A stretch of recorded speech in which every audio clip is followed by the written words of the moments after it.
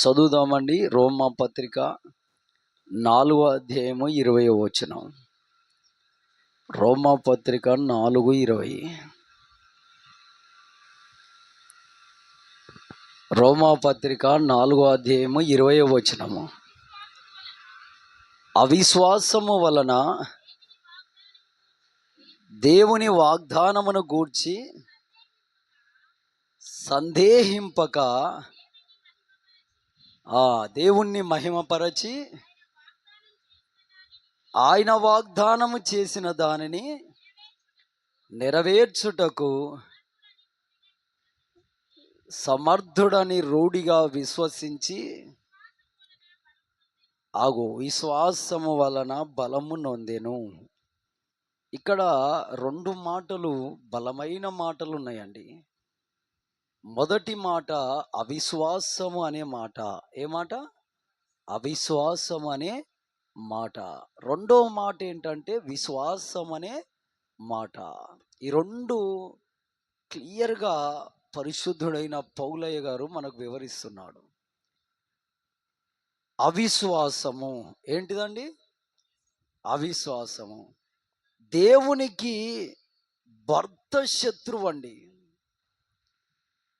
దేవునికి భయంకరమైన శత్రువు ఎవరు అంటే అవిశ్వాసులే, అవిశ్వాసమే. అవిశ్వాసము అనేది దేవుని సంఘానికి, విజయాలకు, దేవుని ఆశీర్వాదాలకు, స్వస్థతలకు మనల్ని చాలా దూరములో ఉంచుతుందండి. చాలా దూరంలో నిలబెడుతుంది అవిశ్వాసము. కాబట్టి దేవుని పిల్లరా, అవిశ్వాసం అనే దానిని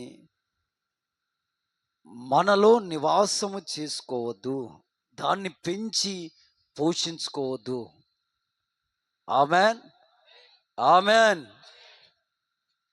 చాలా మందిలో అవిశ్వాసము చాలా డేంజర్గా పనిచేస్తుంది. అవిశ్వాసము నీలో ఉన్నదంటే నువ్వు డేంజర్ జోన్లో ఉన్నట్టే. దేవునికి సమీపస్తురాలివి, సమీపస్తుడవు కావు పిల్లలరా, ఉండరు. అభిషేకం అనేది నిలబడదు, అవిశ్వాసం అనేది. హల్లెలూయా, హల్లెలూయా. మొదటి తిమోతి పత్రిక 1వ అధ్యాయము 13వ వచనం చదవండి. మొదటి తిమోతి పత్రిక చదవండి, 1వ అధ్యాయము 13వ వచనం. పూర్వము దూషకుడను, హింసకుడను, హానికరుడనైన నన్ను తన పరిచర్యకు నియమించి నమ్మకమైన వానిగా ఎంచినందుకు నన్ను బలపరచిన మన ప్రభువైన క్రీస్తు యేసుకు కృతజ్ఞుడనయ్యున్నాను. హల్లెలూయా, హల్లెలూయా, హల్లెలూయా. దేవునికే మహిమ కలుగునుగాక.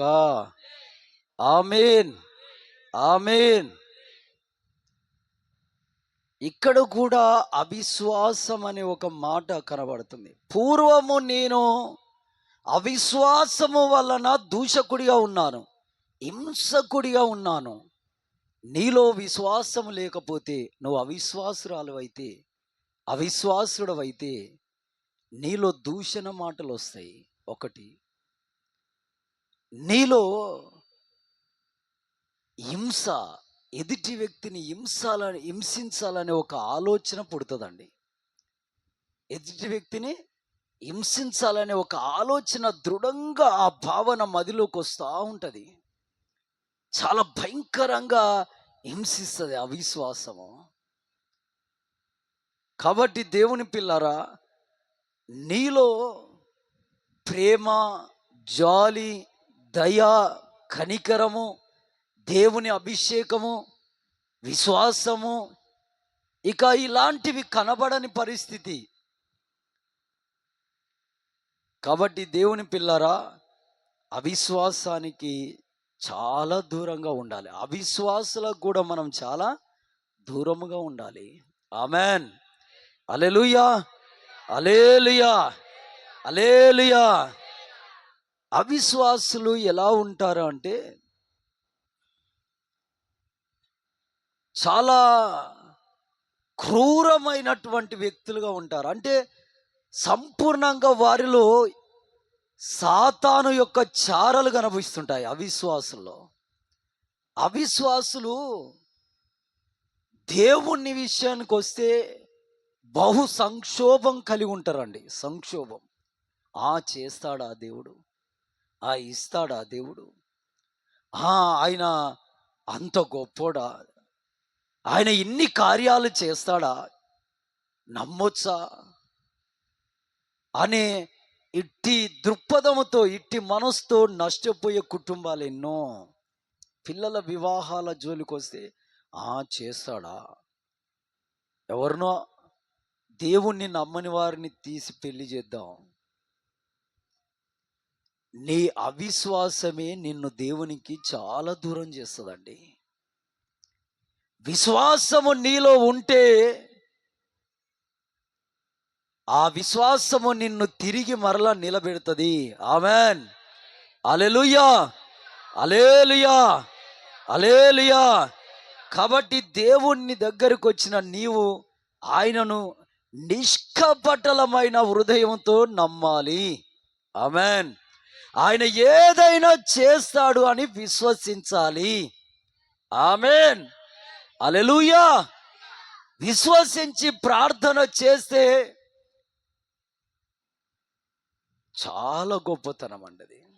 ఇప్పుడు ఉదాహరణకు నేను చెప్తున్నాను, మనకి ఏదైనా బాధ వచ్చిందనుకో, ఇబ్బంది వచ్చిందనుకో, యాక్చువల్గా దేవుణ్ణి నమ్మని వాళ్ళు ఏం చేస్తారు, ఎదుటి వ్యక్తులతో చెప్పుకుంటారు,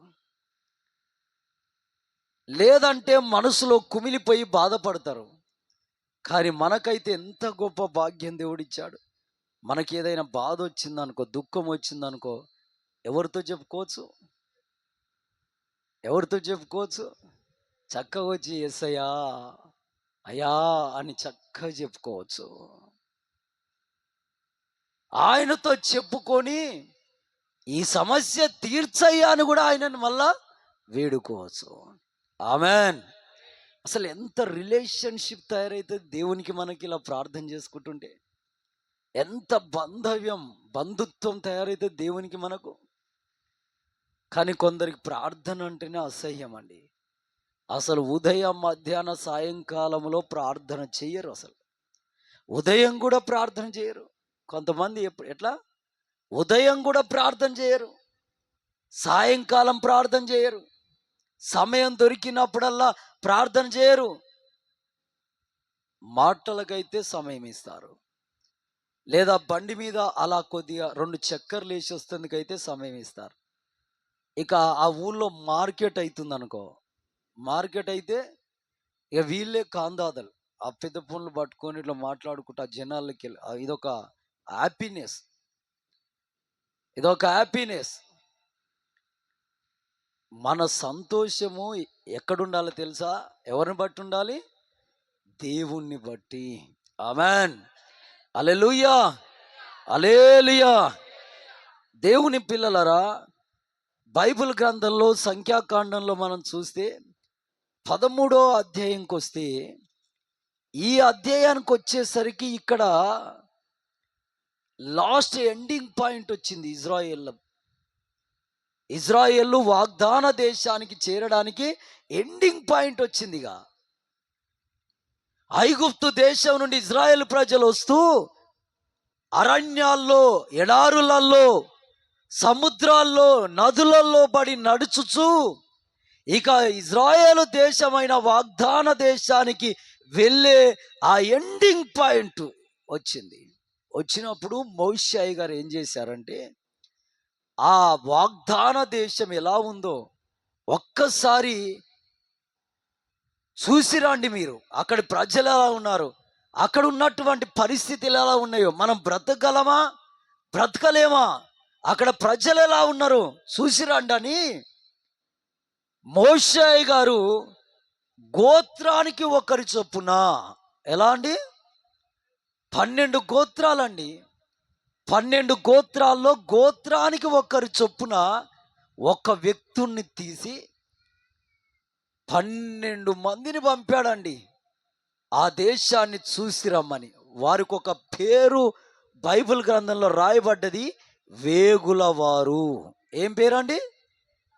ఆమేన్, హల్లెలూయా, హల్లెలూయా. వేగులవారు అని రాయబడ్డది. కొందరు మన సంఘాల్లో కూడా కొంతమంది స్త్రీలు ఉన్నారు.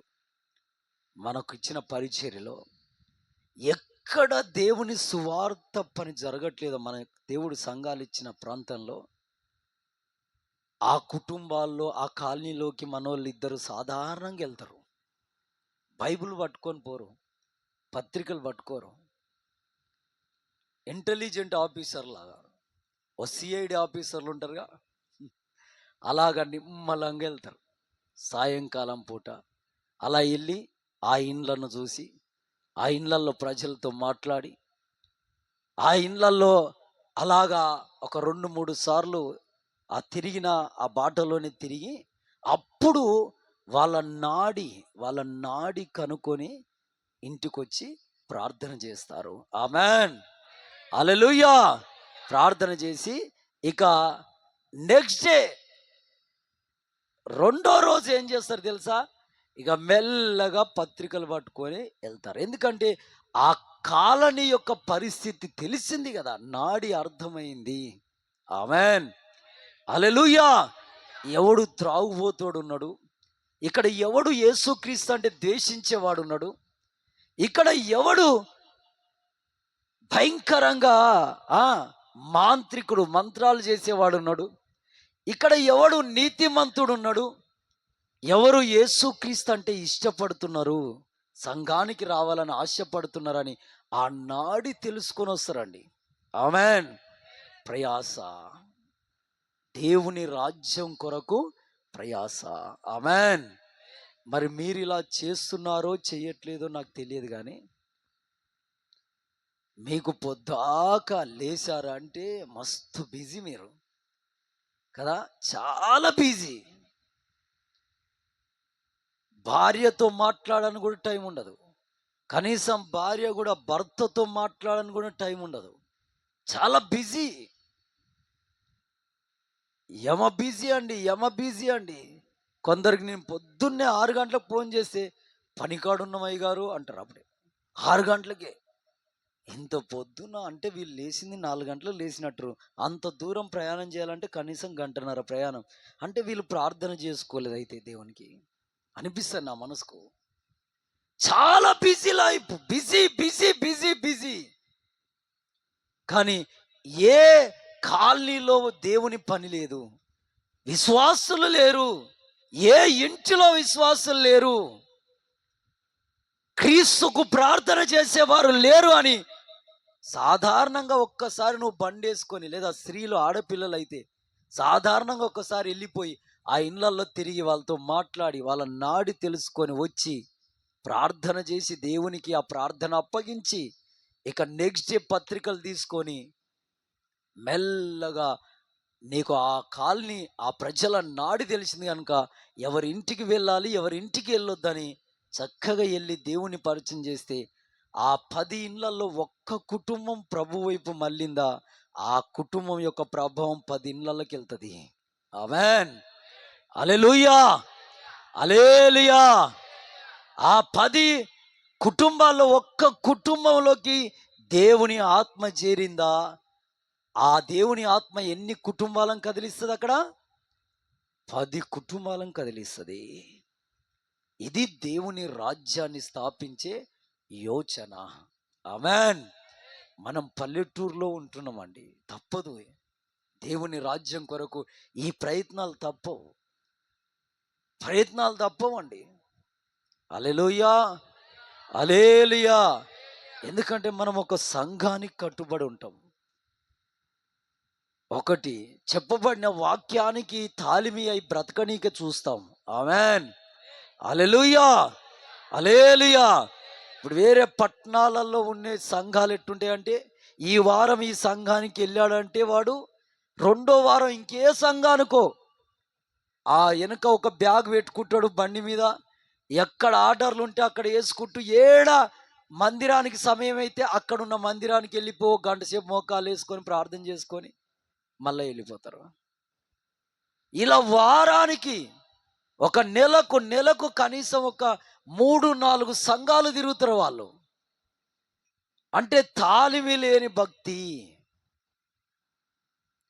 దేవుని పిల్లలు అలాగే ఎన్నో ఎన్నో సంఘాలు ఉన్నాయి, ఎంతో మంది ప్రజలు ఉన్నారు. అలా మందిరానికైతే వెళ్ళాలి అని ఒక ఆలోచన. ఏంటండి, మందిరానికైతే వెళ్ళాలి. అట్లా కాదండి, మన దగ్గర అలా కాదు. సంఘానికి కట్టుబడి, సంఘ నియమాలకు కట్టుబడి, దేవుని రాజ్యం కొరకు ప్రయాసపడే సంఘం ఇది.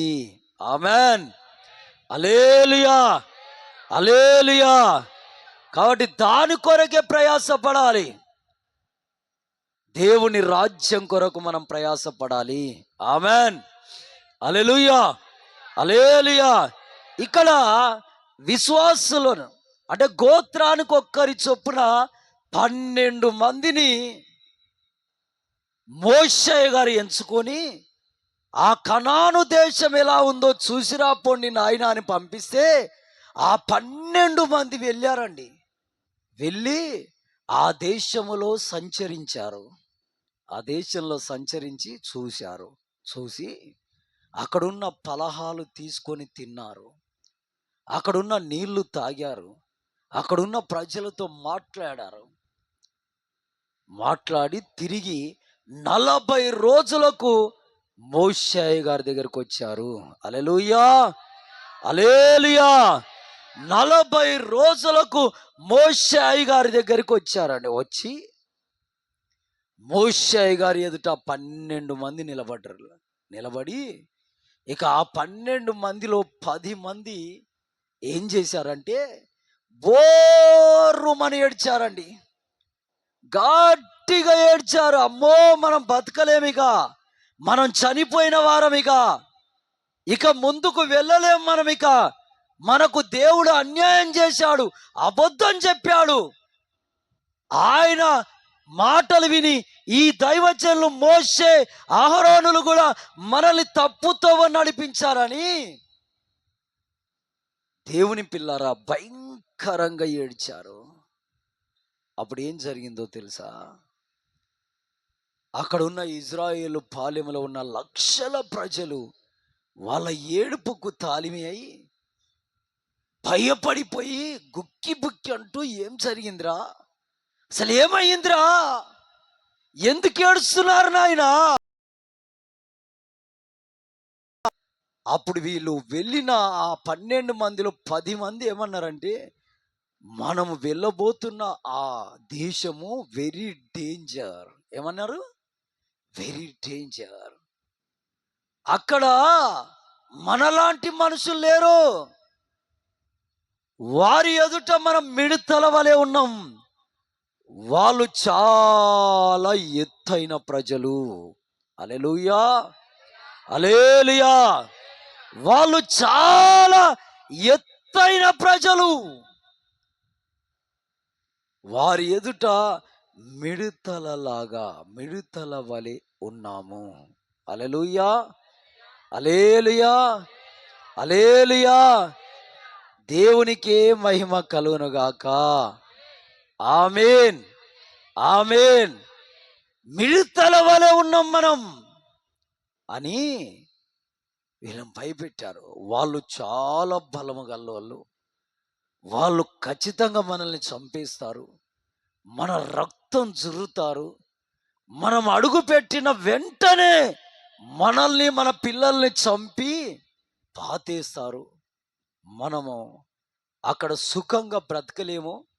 ఈ మోషే అహరోను అనే దైవజనులను తీసి పక్కన పెట్టి ఇక ఒక నాయకుణ్ణి మన కొరకు సిద్ధపరుచుకొని తిరిగి మరలా ఐగుప్తుకు వెళ్దాము, అంటే తిరిగి మరలా ఆ పాప జీవితానికి వెళ్దాము అని హోషాయి గారు, అహరోనయ్య గారు ఏం చేశారో తెలుసా? వాళ్ళ బట్టలు చింపుకొని వాళ్ళ ఎదుట సాగిలపడ్డారంట. హల్లెలూయా, హల్లెలూయా, హల్లెలూయా, హల్లెలూయా. వారి ఎదుట సాగిలపడ్డారు. దేవుని పిల్లలారా, అయితే ఒక్క ఇద్దరు, యెహోషువ కాలేబయ్య, వీళ్ళిద్దరూ వారి బట్టలు చింపుకొని ఆ పాలెపు యొక్క ప్రజల ఎదుట నిలబడి ఏమన్నారో తెలుసా? మనం వెళ్ళబోతున్న దేశం మంచిది,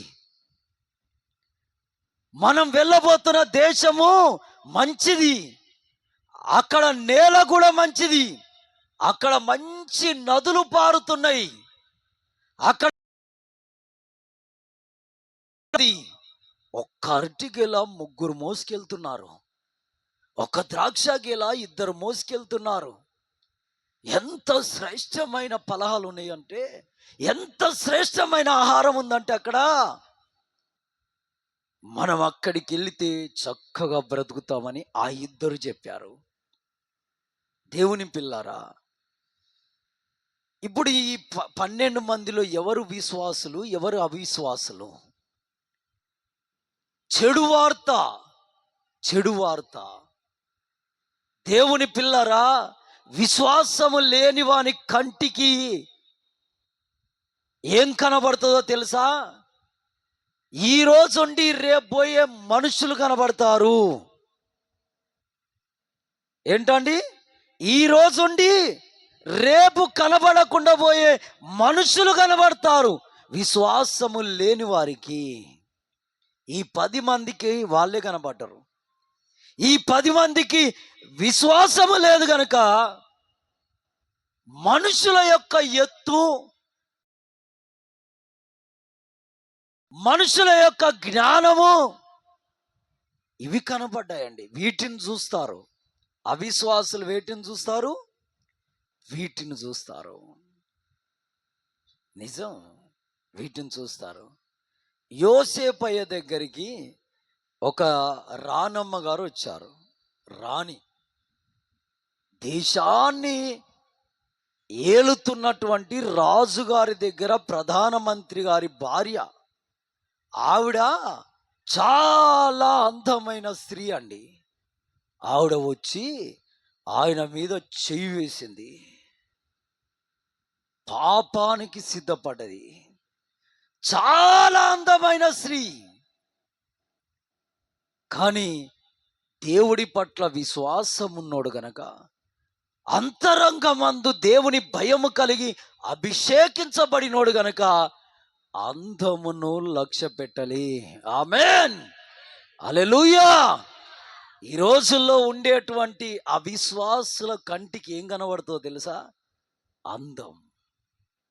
అవిశ్వాసుల కంటికి ఏం కనబడుతుంది? అందం అండి. అందాన్ని బట్టి నువ్వు మోసపోయావా? పురుషుడైనా సరే, స్త్రీ అయినా సరే. ఏంటి?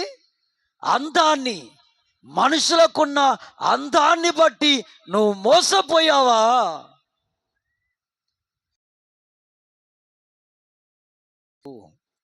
అవిశ్వాసుల పట్టికలో జత కలపబడతావు. హల్లెలూయా, హల్లెలూయా, హల్లెలూయా. దేవునికే మహిమ కలుగును గాక. ఆమేన్, ఆమేన్. మనుషులను లక్ష్య పెట్టడండి. విశ్వాసుడు మనుషులను లక్ష్య పెట్టడు. అవిశ్వాసుడే మనుషుల ఎత్తు చూస్తాడు, మనుషుల బలం చూస్తాడు, మనుషుల మాట చాతుర్యం చూస్తాడు. కానీ విశ్వాసుడు మనుషులను చూడడు. విశ్వాసుడు చూసేది ఎవరినో తెలుసా? దేవుణ్ణి, దేవుని బాహుబలాన్ని, దేవుని సైన్యాన్ని. ఆమేన్, హల్లెలూయా. రహస్యంగా దాచబడి ఉంచినటువంటి దేవుని ఆనవాళ్లను, దేవుని యొక్క సైన్యమును, దేవుని మహిమ లోకమును. ఆమేన్. హల్లెలూయా, హల్లెలూయా. మొన్నొకడు ఉపవాసం ఉన్నాడు. సరే తీయనన్నాం. వాళ్ళ భార్య వచ్చేసి, అన్న ఎలాగైనా ఇంటి దాకా వచ్చారు కనుక అన్న మంచిగా గోంగూర చికెన్ వండాం తినన్నా అన్నది. ఏంటండి? గోంగూర చికెన్ వండాము తినన్నా అన్నది. సర్లే అని ఇలా కుర్చీలో కూకున్నాను. ఆ ఇంక ముంగట ఒక స్టూల్ వేశారు. ఆ వేడి వేడి అన్నము, వేడి వేడి కర్రీ, గోంగూర చికెన్ అండి. గోంగూర చికెన్ అంటే ఎవరికి నోరు ఊరదండి? ఎంత బాగుంటుందో, ఎంత కమ్మగా ఉంటుందో కదా. మీరు కూడా తినే ఉంటారు. ఆమేన్, హల్లెలూయా. ఆ గోంగూర చికెన్ వేసి పెడితే వాడు నా పక్కనే ఇక్కడ కూర్చున్నాడు. కూర్చొని నేను కలుపుకొని తింటుంటే వాడి ఎంట ఈ పెదాల ఎంట జొలుగురు గారుతుందండి దానికి. ఆడు నోరు ఊరి ఊరి నోట్లో నీళ్ళు ఊరి ఊరి ఊరి అవి తట్టుకోలేక ఇలా గారిపోతున్నాయి. నేను అనుకున్నాను, ఇక వీడు ఉపవాసం చేసి ఏం లాభం ఏంటండి? ఇక వీడు ఉపవాసం చేసి ఏం లాభం? విశ్వాసము లేని వారు ఆత్మీయ సహవాసం కలిగి ఉండరండి. వారు ఎలా ఉంటారంటే చిన్నదానికి కూడా అవిశ్వాసంలో అడుగు పెట్టేస్తారు. హల్లెలూయా, హల్లెలూయా, హల్లెలూయా. కాబట్టి దేవుని పిల్లలారా, బిర్యానీ తెచ్చి ఆయన ముందు పెట్టి నువ్వు తింటున్నా వాడి నోట్లో నీళ్ళ చుక్క ఊరదు, కింద పడవు. ఆమేన్, ఆమేన్, హల్లెలూయా, హల్లెలూయా. దేవునికే మహిమ కలుగును గాక. దేవుని పిల్లలారా, మీకు నేను సెలవిచ్చేది ఏంటంటే విశ్వాసహీనులుగా మనం ఉండొద్దు, విశ్వాస సహితులుగా మనం ఉండాలి. ఆమేన్. ఎందుకంటే దేవునికి శత్రువు ఏంటిది? అవిశ్వాసము. అవిశ్వాసం మనలో ఉందనుకో, చాలా డేంజర్, వెరీ వెరీ డేంజర్. హల్లెలూయా, హల్లెలూయా. అయితే ఈ ఇద్దరు మాత్రము వాళ్ళు ఏమంటున్నారంటే, వాళ్ళు ఎంత ఎత్తుండని, వాళ్ళు ఎంత పర్సనాలిటీ కలిగి ఉండని, మన దేవుడు వారి కంటే బలస్తుడు. ఆమేన్. ఖచ్చితంగా మన చేతిలో వారిని దేవుడు ఓడిస్తాడు. ఆమేన్, హల్లెలూయా, హల్లెలూయా. దేవునిలో లేనిది మనుషులలో ఏముందండి? ఏమన్నా ఉందా మనుషులలో కొత్తది? దేవునిలో లేనిది మనుషులలో ఏదైనా ఉందా? అసలు మనుషులో లేనిది దేవునిలో ఉన్నాయి. ఆయనకున్న అభిషేకం ఏంది? ఆయనకున్న మహిమ ఏంది? ఆయనకున్న బలం ఏంది? శౌర్యం ఏంది? ఆయనకున్నటువంటి సౌందర్యం ఏంది? ఆయనకున్న కీర్తి ప్రఖ్యాతలు ఏంటి? ఆయన కలగజేసిన ఈ సృష్టి, ఈ జగత్తు అసలు ఏంటి అన్ని ఆలోచిస్తే, నరుడేపాటి వాడండి, నరురాలేపాటిది. కాబట్టి నమ్మితే మనం ఎవరు నమ్మాలిగా? ఎవరు నమ్మాలి? యేసయ్యనే. ఆమేన్, ఆమేన్, హల్లెలూయా. విశ్వాసం గల్లవాడు ఎలా ఉంటాడంటే, ఆ వెస్ట్ ఇండీస్ అనే ప్రాంతంలో ఒక కారు వేసుకొని పోతుండే ఒక ధనవంతుడు. వెళ్తుంటే ఆ కారులోనే ఒక పిల్లోడు, బీదోడు,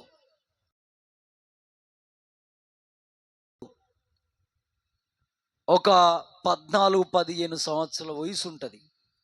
ఆ బీదోడు ఆ ఇంటిలో చాకరీ చేసేవాడు ఆ కారులో ఉన్నాడు.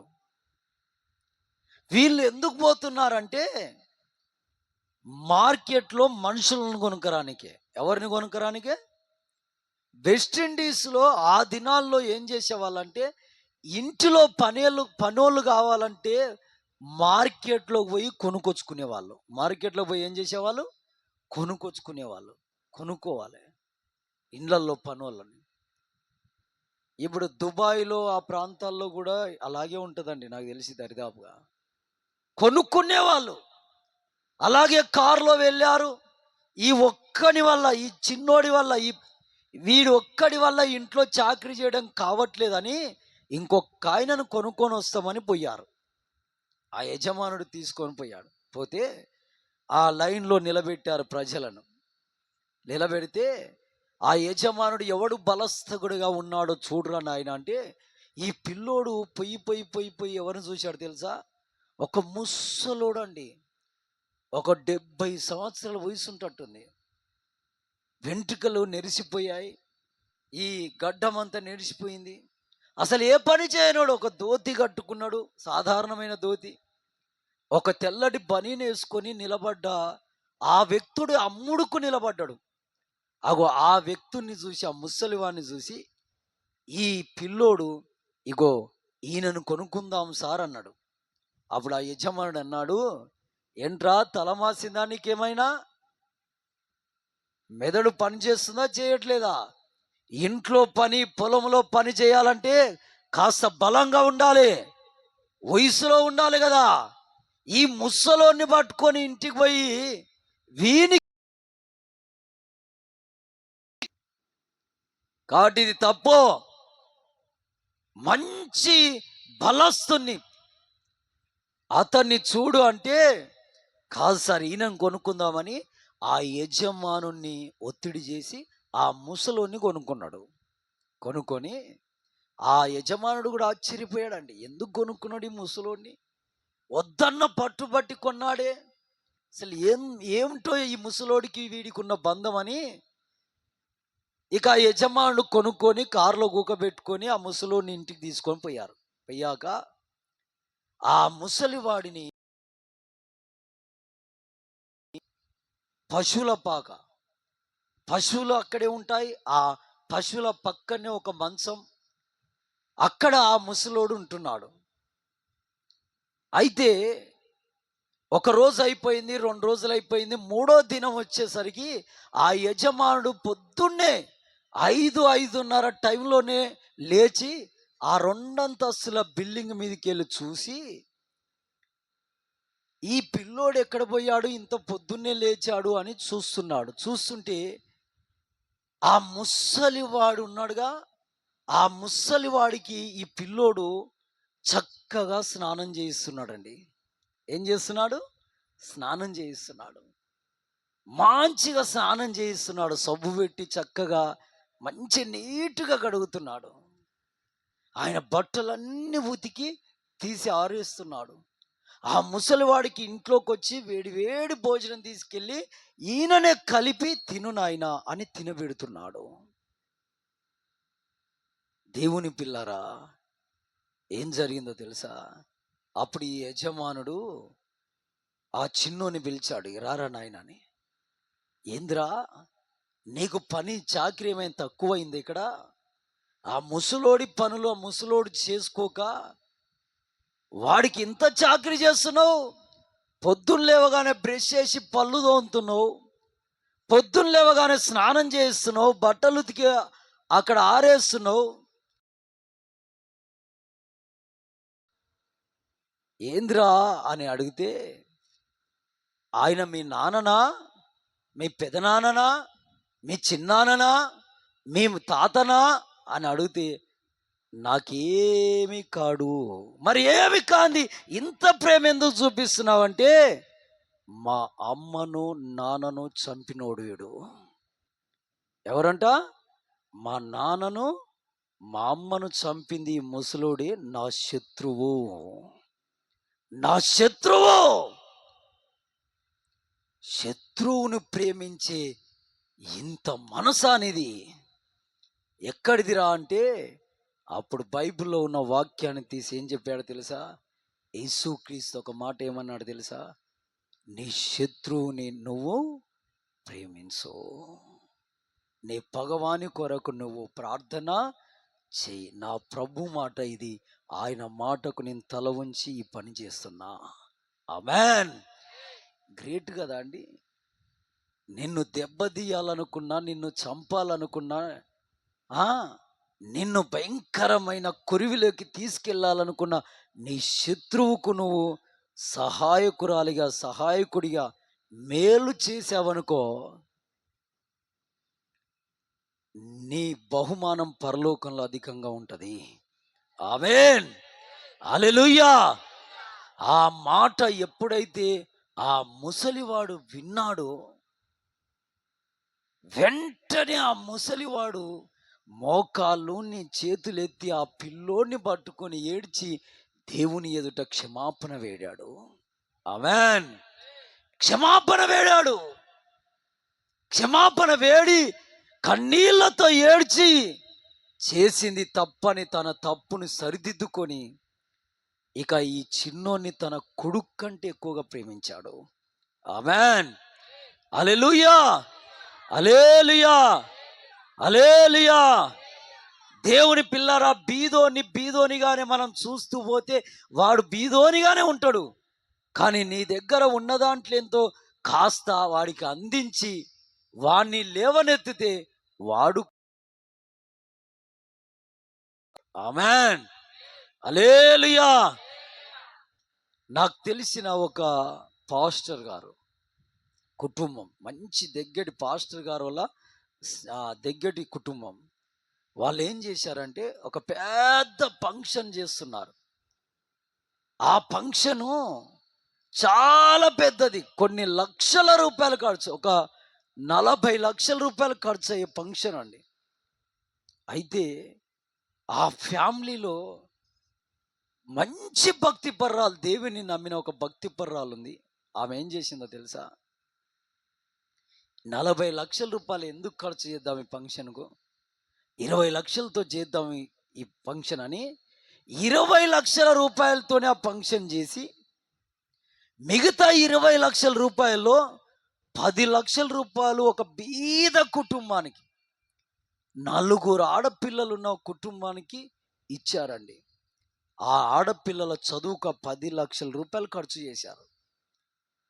ఇంకో 10 లక్షల రూపాయలు ఇంకా బీద కుటుంబాన్ని, ఆ ఇంట్లో 3 మగపిల్లలు ఉన్నారు, ఒక 2 ఆడపిల్లలు, 5 మంది సంతానం, వాళ్ళని చదివించలేని స్థితి. ఆ 5 మందికి 10 లక్షల రూపాయలు సహాయం చేశారు. ఈ డబ్బుతో ఆ పిల్లలు చక్కగా కాలేజీలో ఫీజులు కట్టుకొని ఉన్నతమైన చదువులు చదివి, ఆ 4 ఆడపిల్లల్లో ఒక ఆమె మంచి ఎంఆర్ఓ, ఆ 4 ఆడపిల్లల్లో ఒక పాప మంచి సేవకురాలు, ఆ 4 ఆడపిల్లల్లో ఒక పాప లండన్. పిల్లలు ఎదిగారు. ఇప్పుడు ఆ పిల్లలు ఉన్నత స్థాయికి ఎదిగారా, ఎదగలేదా? ఆ కుటుంబం నిలబడ్డదా, నిలబడలేదా? ఇక ఇంకో కుటుంబానికి సాయం చేశారుగా. ఆ 5 మంది పిల్లలు కూడా వాళ్ళకిచ్చిన 10 లక్షల రూపాయలు ఆ చదువులో, కాలేజీ ఫీజుల్లో, స్కూల్ ఫీజుల్లో కట్టుకుంటూ ఉన్నతమైన చదువులు చదివి డిగ్రీల పట్టాలు సంపాదించి ఒక ఆయన విఆర్ఓ అయ్యిండు. విఆర్ఓ. ఇలా చెప్పుకుంటూ పోతే ఒక్కొక్కరు ఒక్కొక్క రకమైన చదువు చదివి ఉన్నతమైన స్థాయిలో ఉన్నారు. ఆమేన్. హల్లెలూయా. ఇప్పుడు వాళ్ళు 40 లక్షల రూపాయల ఫంక్షన్కే ఖర్చు చేశారనుకో, ఈ 2 కుటుంబాల్లో వీళ్ళు 5 మంది, వీళ్ళు 4, 9 మంది అంత స్థాయిలో ఉండేవాళ్ళ అండి, ఎదిగేవాళ్ళ? ఆమేన్. హల్లెలూయా. హల్లెలూయా. ఒక విశ్వాసుడి యొక్క తలంపు ఇలా పనిచేస్తుంది. ఆమేన్. దేవుణ్ణి కలిగి ఉన్న వ్యక్తుడి అంటే మనసు ఇలా పనిచేస్తుందండి. ఆమేన్. కానీ కొంతమంది ఉంటారండి, వ్యర్థమైన దానికి కూడా చాలా డబ్బు ఖర్చు చేస్తారు. వాళ్ళు అవిశ్వాసుల పట్టికలోకి వెళ్తారు. అవిశ్వాసుల పట్టికలోకి. ఆమేన్. హల్లెలూయా. ఈరోజు చాలా మంది చాలా ట్రస్టులు పెట్టి, హాస్పిటల్స్ పెట్టి, అనాథాశ్రయాలు పెట్టి ఇవన్నీ నడిపిస్తున్నారంటే వాళ్ళ సొంత కష్టార్జితం కాదు. మీలాంటోళ్ళు పని చేసి, చాకిరీ చేసి 100 వస్తే అందులో ఒక రూ. 5 ఆ ట్రస్ట్‌కి ఇస్తే ఆ ట్రస్ట్ నడిపి కొందరు బీదోళ్ళకి హెల్ప్ చేస్తున్నారు. ఆమేన్. అలా ప్రపంచంలో ఇప్పటికీ కనీసం ఒక 40-45% ప్రజలు బ్రతుకుతున్నారు. ఆమేన్. బీదోళ్ళు, బీదోళ్ళు. క్యాన్సర్ రోగాలొచ్చిన వాళ్ళకి ఆపరేషన్ చేసుకోలేని స్థితి ఉంటే, కొంతమంది డబ్బున్నోళ్ళు ఆ క్యాన్సర్ రోగస్తులకు 10 మందికి ఆపరేషన్ కావాలనుకున్నోళ్ళకి సహాయం చేసి ఆపరేషన్ చేయిస్తున్నారు. చిన్న పిల్లలకు హార్ట్ అటాక్, గుండెపోట్లు వస్తున్నాయంటే, ఆ గుండెలకు ఆపరేషన్లు కావాలంటే అంత డబ్బు లేని స్థితి గనక, ఆ డబ్బున్నోళ్ళు కొందరు ఆ ట్రస్ట్‌కు ఆ హార్ట్ పేషెంట్‌లకు హెల్ప్ చేసి ఆపరేషన్లు చేయించి పిల్లలను బతికిస్తున్నారు. ఆమేన్. హల్లెలూయా. విశ్వాస సహితులండి. ఎందుకంటే ఒక్క రూపాయి దేవునికిస్తే దేవుడు మనల్ని దీవిస్తాడు, క్షేమంగా ఉంచుతాడు. ఆమేన్. ఆమేన్. ఆమేన్. కాబట్టి దేవుని పిల్లారా, ఈ 12 మంది వెళ్ళి 10 మంది అవిశ్వాసులై వచ్చారు. ఇద్దరు మాత్రం విశ్వాసంలో ఉన్నారు. అవిశ్వాసం అంటే దేవునికి నచ్చదు గనక ఈ 10 మందిని దేవుడు ఏం చేశాడు? ఈ సంఖ్యాకాండంలో మనం 15వ అధ్యాయంలో చూస్తే 37వ వచనంలో చూస్తే వాళ్ళ పైకి భయంకరమైన తెగుళ్ళొచ్చాయంట. ఏమొచ్చాయండి? తెగుళ్ళు. అవిశ్వాసుల మీదకి ఏమొస్తాయండి? ఏమొస్తాయి? తెగుళ్ళొస్తాయండి. రోగాలొస్తాయి, తెగుళ్ళొస్తాయి, దెయ్యాలొస్తాయి అవిశ్వాసుల మీదకి. కాబట్టి మీకు నేను చెప్పేది ఒకటే, అవిశ్వాసుల పట్టికలో మనం ఏమాత్రము ఉండొద్దు. ఆమేన్. ఆమేన్. నువ్వు ఒంటరిగా ఉన్నా సరే, నువ్వొక్కడి ఉన్నా సరే, ఒక్కదాని ఉన్నా సరే, నీకెవ్వరు లేకపోయినా సరే, నీకొక్కటి ఏంటో తెలుసా? విశ్వాసము కలిగిన హృదయం నీకుంటే, దేవుడి సన్నిధికొచ్చి మోకాలేసి చేతులెత్తగలిగిన స్థాయి నీకుంటే చాలు. దేవుడు మెల్లమెల్లగా, మెల్లమెల్లగా నీకు బలగాన్ని సమకూరుస్తూనే ఉంటాడు. ఒంటరి అయిన నీవు 1000 మందిగా మారుతావు. ఆమేన్. హల్లెలూయా. హల్లెలూయా. ఈ గుణం ఉంటే, కానీ నాకెవ్వరు లేరు, నేను ఒంటిదాన్ని అని చెప్పుకుంటూ తిరిగితే ఏం లాభం లేదు. ఆమేన్. ఆమేన్. నీ దగ్గర చిల్లి కవ్వలేదా? రూపాయి లేదా? నీకొక్కటుంటే చాలు. దేవుడి పైన నమ్మకం. నా దేవుడు తిరిగి నన్ను నిలబెడతాడు. ఆమేన్. హల్లెలూయా అని మోకాళ్ళేసి చేతులెత్తగలిగిన స్థాయి ఉంటే చాలు. ఆమేన్. నిన్ను దేవుడు రిఫిల్లింగ్ చేస్తాడు తిరిగి. తిరిగి నీ ఐశ్వర్యాన్ని నీ దగ్గరికి తెస్తాడు ఆయన. పోగొట్టుకునే మరలా నువ్వు పొందుకోగలుగుతావు. ఆమేన్. ఆమేన్. హల్లెలూయా. హల్లెలూయా. నువ్వు విశ్వాసము కలిగి ఉంటే నీ శత్రువుని ఈజీగా మార్చుకోగలవు, మార్పులోకి తీసుకురాగలవు. ఆమేన్. నీలో విశ్వాసం ఉంటే దేవుణ్ణి నీ పక్షాన చేసుకోగలవు. ఆమేన్. హల్లెలూయా. బైబిల్లో ఎస్తేరు ఉంది, అనాథ బిడ్డ, కానీ విశ్వాసం ఉంది దేవుని పట్ల. విశ్వాసం ఉంది.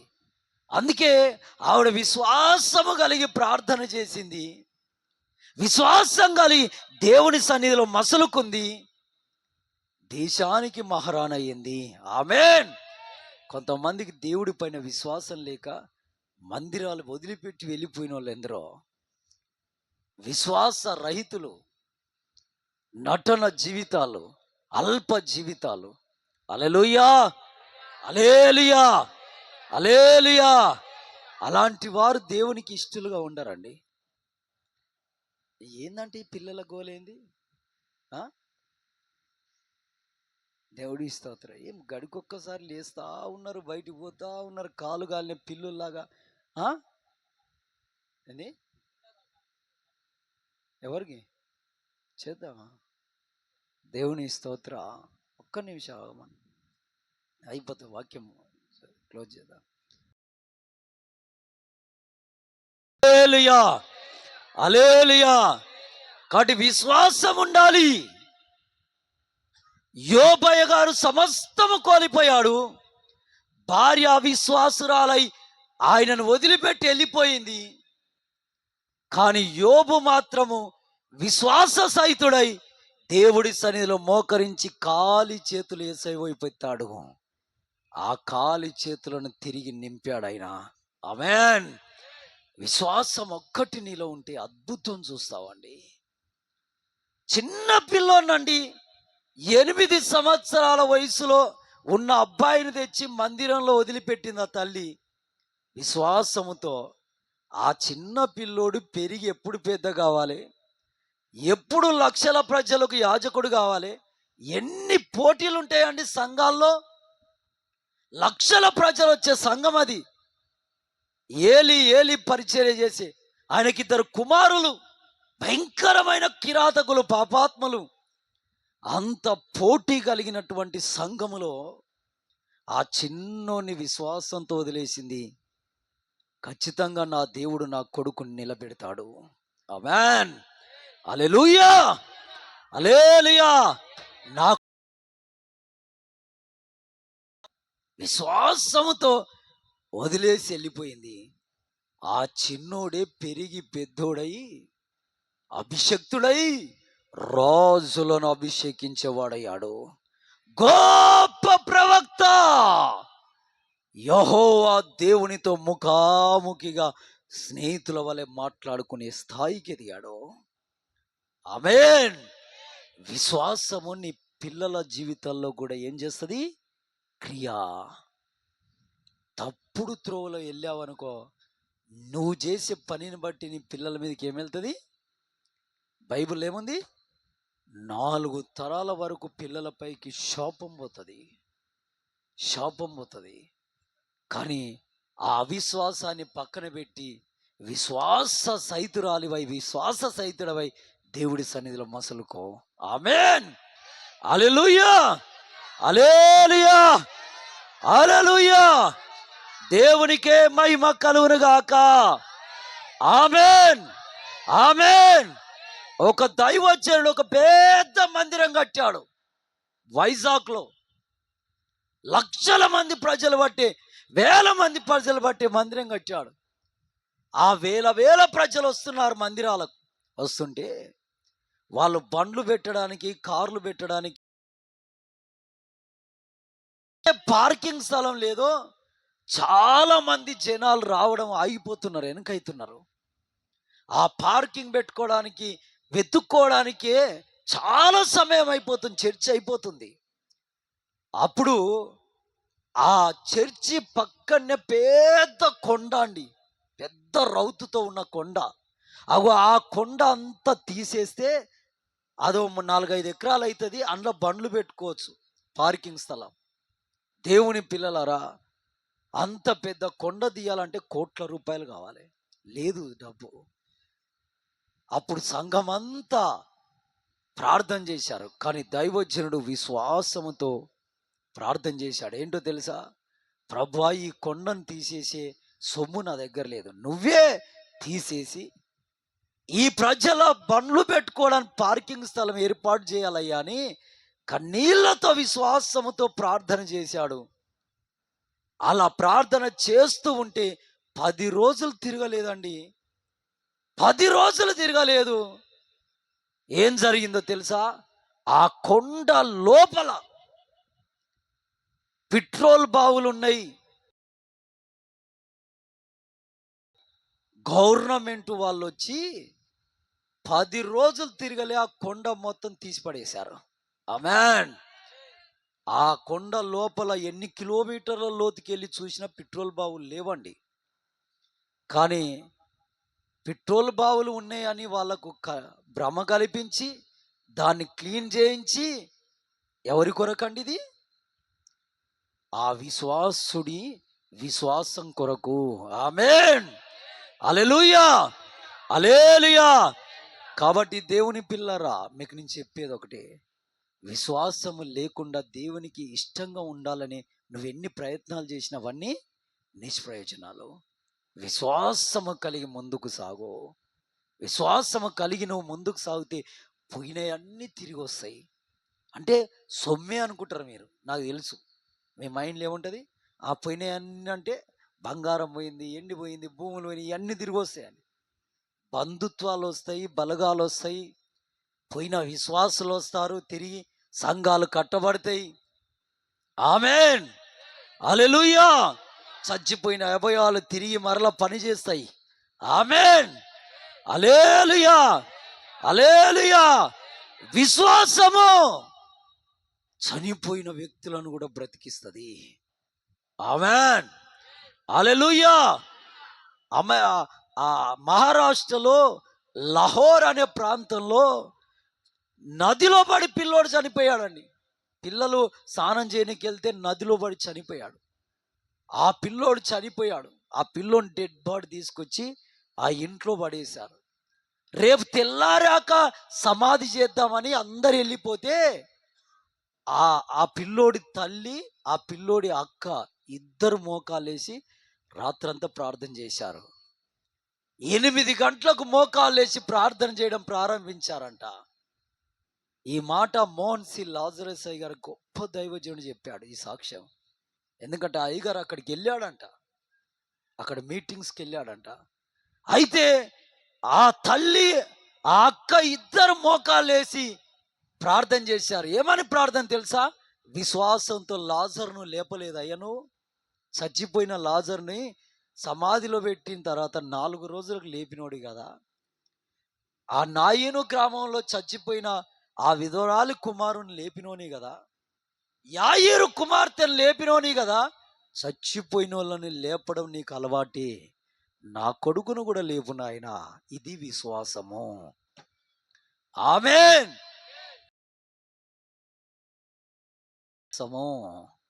ఆమేన్. ఇలా ప్రార్థన చేస్తూ చేస్తూ చేస్తూ చేస్తూ పొద్దున 5 గంటల టైంలో ఆ పిల్లోడు లేచి కూర్చున్నాడు. ఆమేన్, హల్లెలూయా. విశ్వాసము మరణాన్ని కూడా ఏం చేస్తుంది? ఓడిస్తుంది. ఆమేన్, హల్లెలూయా. బీద వారిని ధనికులను చేసింది విశ్వాసము. ఏ అర్హత లేనోళ్ళని, పెంట మీద కాసులాంటోళ్ళని దేశానికి మహారాజులను చేసింది విశ్వాసము. ఆమేన్, ఆమేన్, హల్లెలూయా, హల్లెలూయా.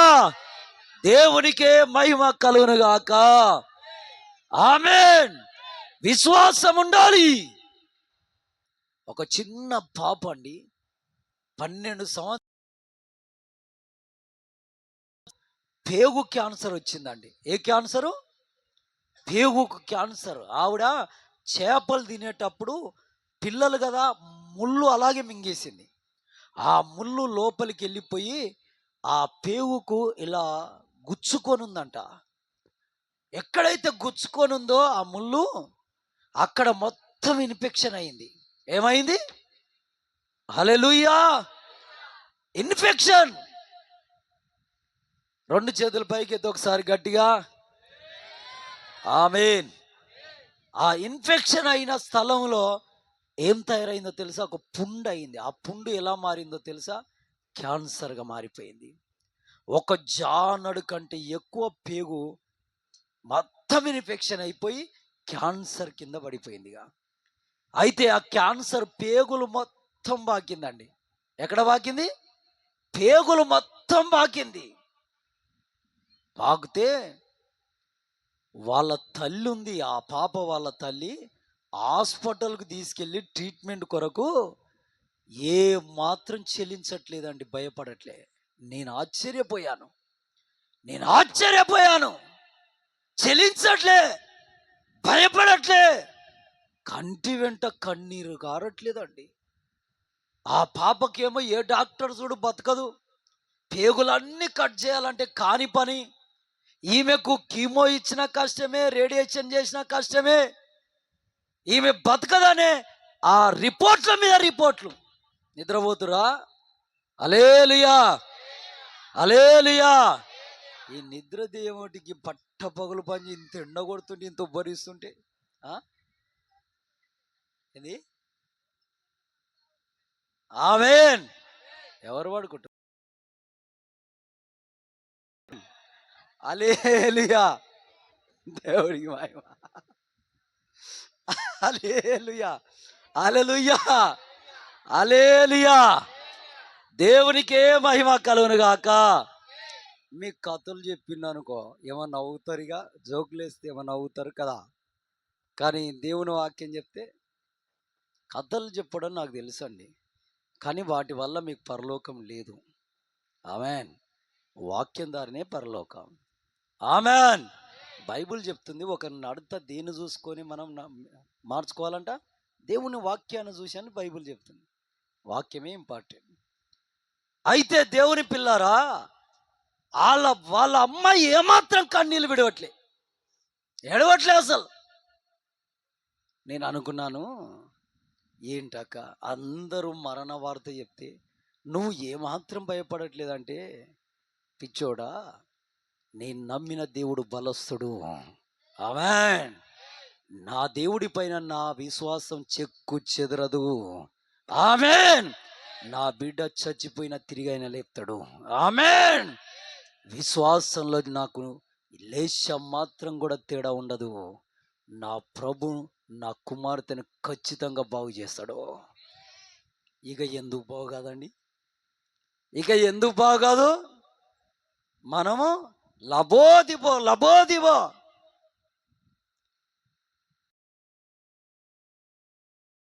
సమస్య వస్తే దేవుడి మీద విశ్వాసం విడిచిపెట్టేసి ఇక దేవుడు లేడు, ఎవరు లేరు మాకు.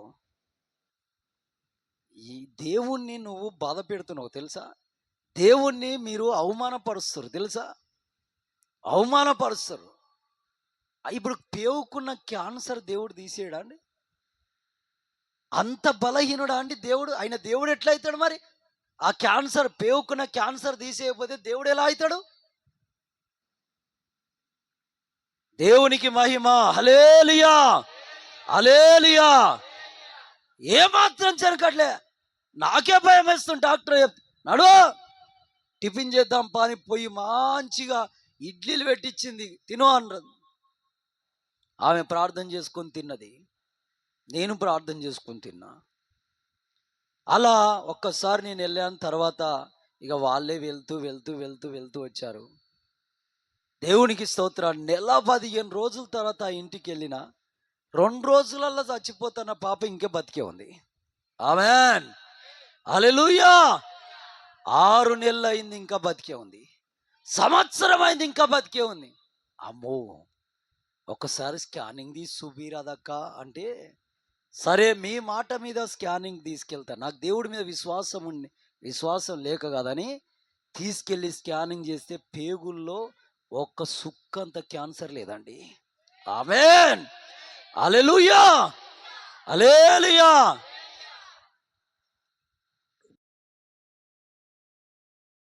పాడిన ఫలితం లేదని చెబుతున్న డాక్టర్ల మాట పట్టించుకోలే, దేవుడి మీద నమ్మకంతో. ఆమేన్. హల్లెలూయా. హల్లెలూయా. దేవుని స్తోత్ర. నాకు తెలిసిన ఒక సహోదరి అడుగు జాగలేదు, రోడ్ల మీద విశాఖపట్నంలో అడుక్కొని తినేది. కానీ ఈరోజు 100 ఎకరాలకు భూస్వామి ఆమె. 100 ఎకరాలకు. ఆమేన్. హల్లెలూయా.